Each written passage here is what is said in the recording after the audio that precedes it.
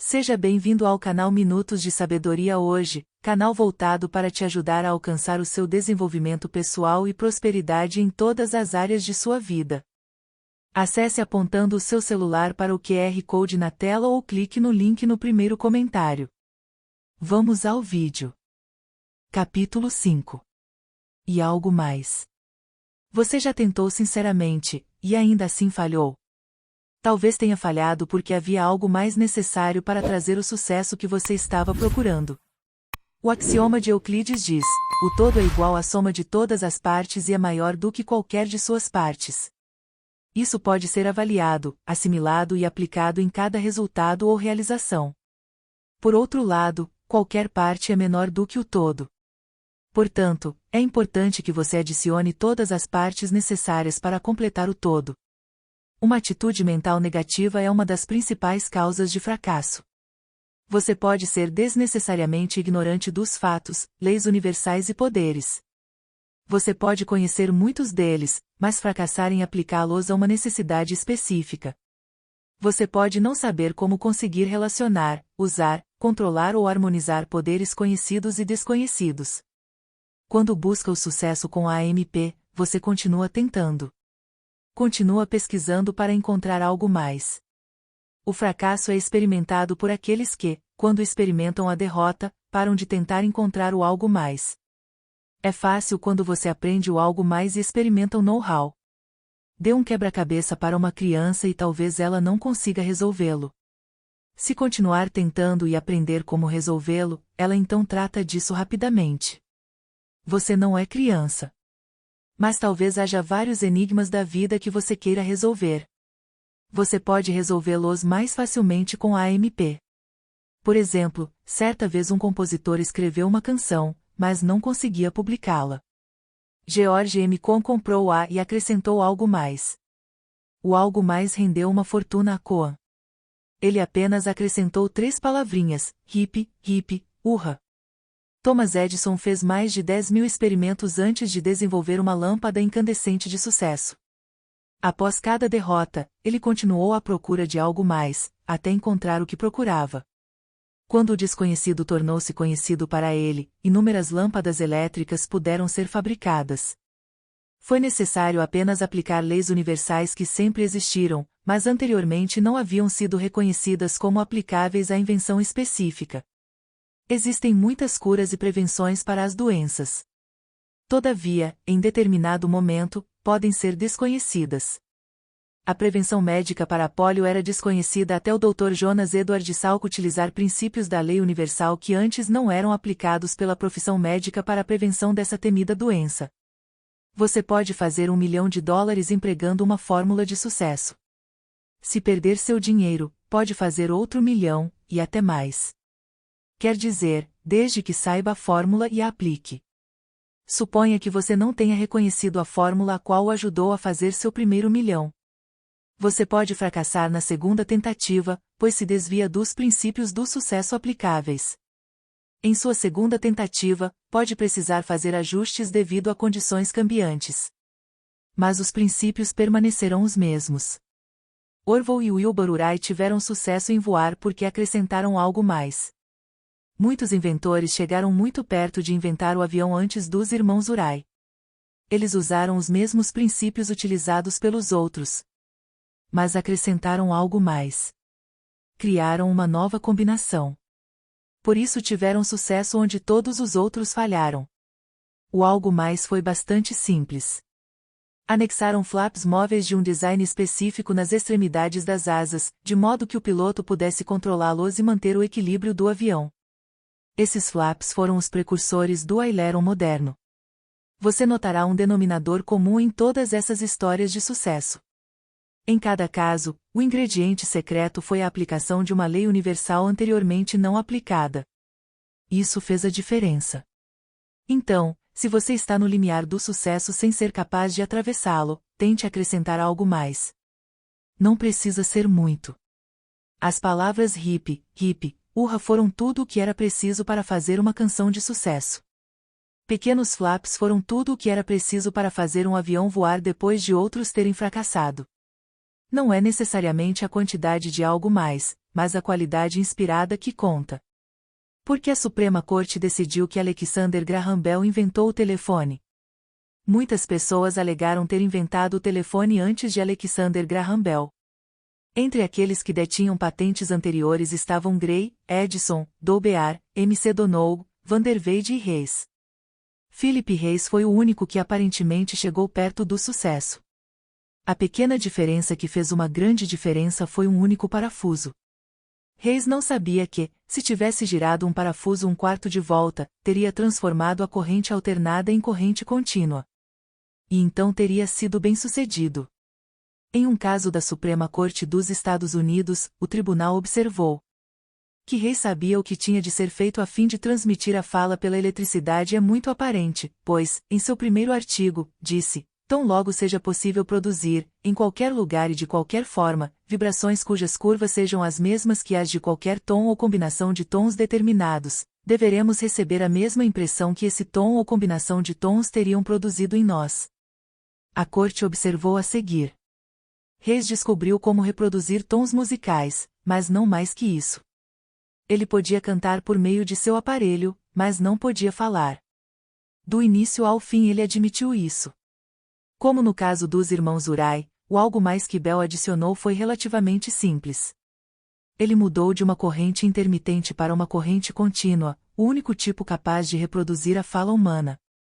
As duas correntes são exatamente a mesma corrente direta. Intermitente significa quebrada por uma pequena pausa. Especificamente, Bell manteve o circuito aberto em vez de quebrar o circuito intermitentemente como Reis tinha feito. O tribunal concluiu. Reis nunca pensou nisso e não conseguiu transmitir a fala telegraficamente. Bell fez e teve êxito. Sob tais circunstâncias, é impossível sustentar que o que Reis fez foi uma antecipação da descoberta de Bell. Seguir Reis é fracassar, mas seguir Bell é ter sucesso. A diferença entre os dois é simplesmente a diferença entre fracasso e sucesso. Se Reis tivesse prosseguido, poderia ter encontrado a rota para o sucesso, mas ele parou e fracassou. Bell deu seguimento ao trabalho e o levou a um resultado bem-sucedido. Seu sócio majoritário silencioso inspirou-o para o sucesso. Rua G. Letourneau, construtor de equipamento pesado de terraplenagem, motivou milhares de pessoas com seus discursos inspiradores. Nessas palestras, ele se referia com reverência a meu sócio majoritário. Falava sobre a inspiração e ajuda que recebeu do sócio. Letourneau tinha pouca educação formal, mas realizou feitos de engenharia espantosos. Como subcontratante da grande represa Hoover em Nevada, Letourneau perdeu uma fortuna porque foi surpreendido com um inesperado extrato de rocha. O custo de perfuração da rocha foi maior do que ele tinha calculado na estimativa do contrato. Então, ele quebrou tentando cumprir sua parte no acordo. Mas, em vez de ficar remoendo a perda, Letourneau voltou-se para a oração. Como ele rezou? Expressando gratidão, profunda gratidão, pelo que lhe restara, um corpo sadio. Um par de mãos fortes. Um cérebro que podia pensar. E algo mais. Nas minhas horas de maior aflição, disse Letourneau, encontrei meu maior trunfo na revelação e descoberta de um sócio majoritário silencioso. Desde então, reconheço esse sócio na minha vida pessoal e empresarial. Tudo o que tenho, tudo o que fiz que valeu a pena, devo a ele.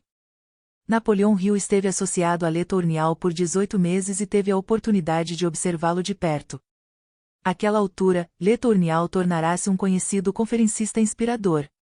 Ele dedicava muito de seu tempo a viajar por todo o país em seu avião particular, pregando sua mensagem: é maravilhoso estar em sociedade com Deus.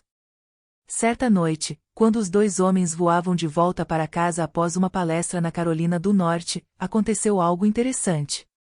Logo depois da decolagem, Letourneau foi dormir. Cerca de 30 minutos mais tarde, Napoleão Hill o viu pegar um caderninho do bolso e escrever várias linhas nele. Depois que o avião pousou, Hill perguntou a Letourneau se ele lembrava de ter escrito em seu caderno. Ué, não, exclamou Letourneau. Ele imediatamente tirou o caderno do bolso e olhou. Ele disse: cá está. Estava em busca disso há vários meses. Eis aqui a resposta para um problema que me impedia de completar uma máquina em que estamos trabalhando. Quando você receber um lampejo de inspiração, anote-o. Pode ser o algo mais que você está procurando. Acreditamos que a comunicação com a inteligência infinita se dá por meio da mente subconsciente. Acreditamos que você deve estabelecer o hábito de anotar lampejos de inspiração no instante em que eles são comunicados a você do subconsciente para o consciente.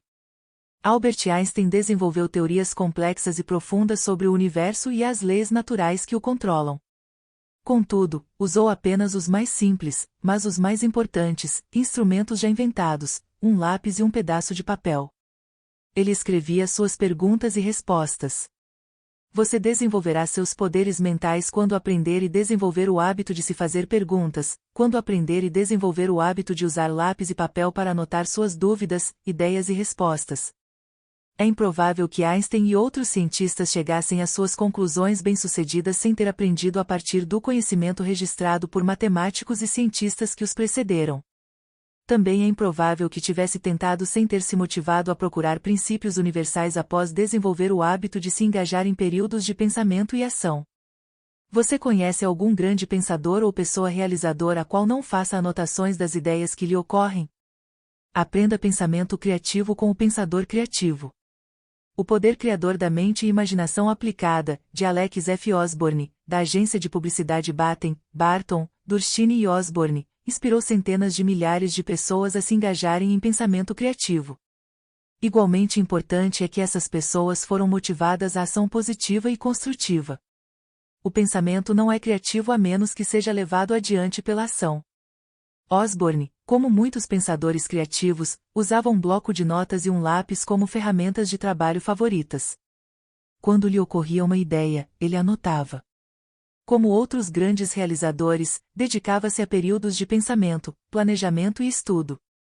Alex Osborne afirmou uma verdade óbvia quando disse: todo mundo tem alguma capacidade criativa, mas a maioria das pessoas não aprendeu a usá-la. Os métodos de brainstorming de Osborne, explicados em seu livro Imaginação Aplicada, obra de fácil leitura, são empregados em salas de aula de faculdade, fábricas, escritórios, igrejas, clubes e em casa.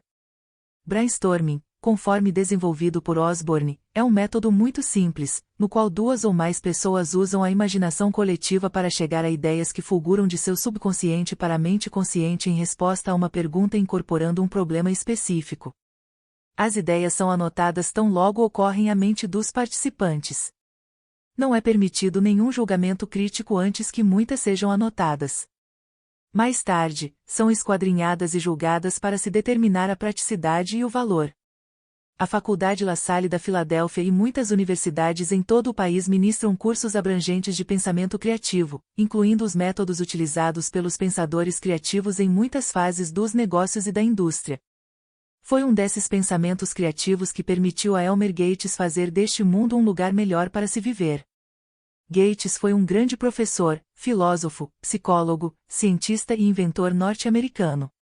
Ao longo da vida, desenvolveu centenas de invenções e descobertas nas várias artes e ciências. Ele praticou pensamento criativo sentando em busca de ideias. A própria vida de Gates provou que seus métodos de desenvolvimento do corpo e cérebro poderiam gerar um corpo saudável e aumentar a eficiência da mente.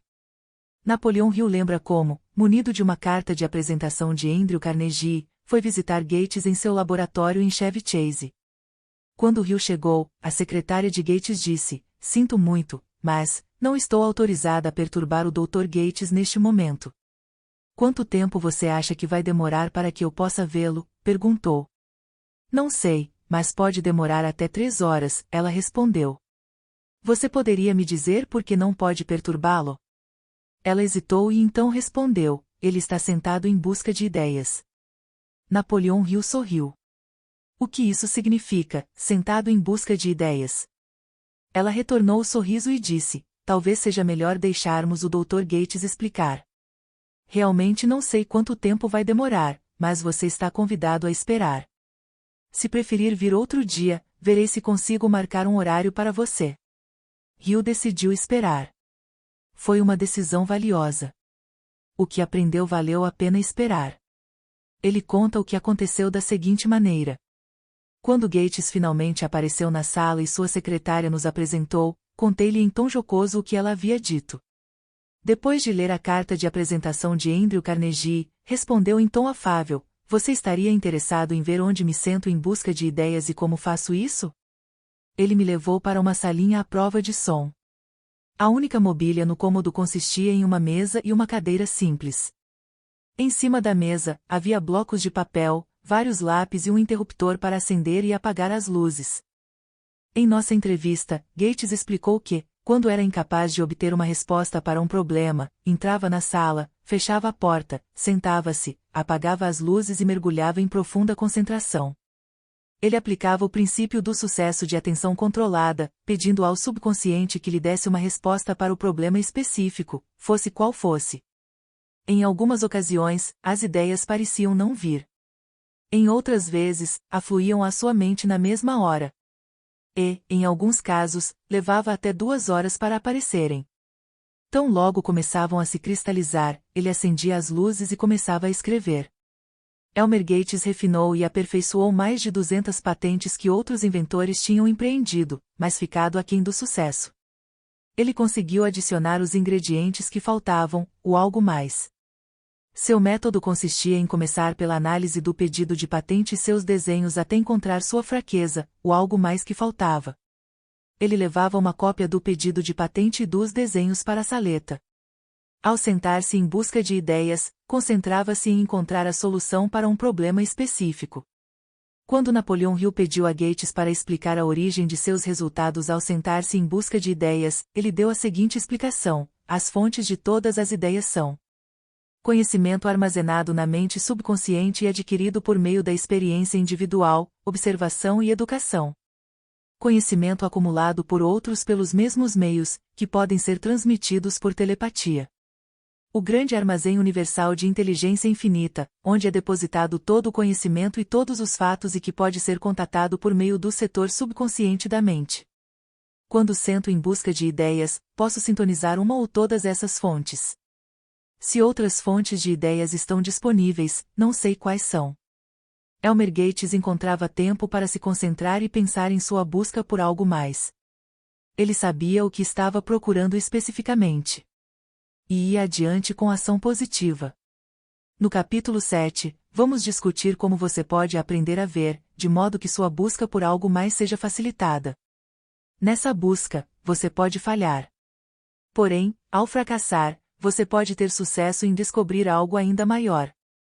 Pergunte a si mesmo: por quê? Seja observador. Pense. Entre em ação. Acreditamos que a Bíblia, além de um dicionário e uma enciclopédia bons e abrangentes, deve estar presente em cada casa. Eles também podem ajudar em sua busca por algo mais. Você não precisa ter vergonha de ser um fracasso como Cristóvão Colombo. Olhe em sua enciclopédia britânica e você encontrará a história eletrizante e emocionante de Cristóvão Colombo. Ele estudou astronomia, geometria e cosmografia na Universidade de Pavia. O livro de Marco Polo, Teorias de Geógrafos, Relatórios e Tradições de Navegantes, bem como embarcações com obras de arte e artesanato de origem não europeia lançadas ao mar, tudo isso estimulou a imaginação dele. Passo a passo, ao longo dos anos, por meio de raciocínio indutivo, ele chegou à firme convicção de que o mundo era uma esfera. Tendo chegado a essa conclusão, ficou convencido, por meio do raciocínio dedutivo, de que o continente asiático poderia ser alcançado navegando-se para o oeste a partir da Espanha, assim como Marco Polo havia alcançado viajando para o leste. Ele desenvolveu um desejo ardente de provar sua teoria. Buscou o apoio financeiro necessário, navios e homens para explorar o desconhecido e encontrar algo mais. Ele entrou em ação. Manteve a mente no seu objetivo. Durante um período de 10 anos, muitas vezes esteve prestes a receber a ajuda necessária. Mas o embuste de um rei, o ridículo, a desconfiança e o medo de funcionários subordinados do governo, a descrença daqueles que queriam ajudá-lo, mas no último momento se recusavam por causa do ceticismo de seus assessores científicos, tudo isso provocou derrota após derrota. Ele continuou tentando. Em 1492, Colombo recebeu a ajuda pela qual tão persistentemente havia procurado e rezado. Em agosto do mesmo ano, navegou a oeste para a Índia, China e Japão. Ele estava no curso certo e indo na direção certa. Você conhece a história.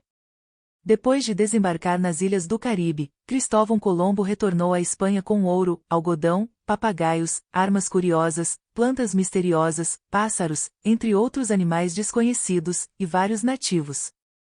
Pensava que tinha alcançado seu objetivo e chegado às ilhas da Índia. Fracassou. Não tinha chegado à Ásia. Mas, sem ter consciência disso imediatamente, Colombo tinha encontrado algo mais. Um bocado e tanto a mais.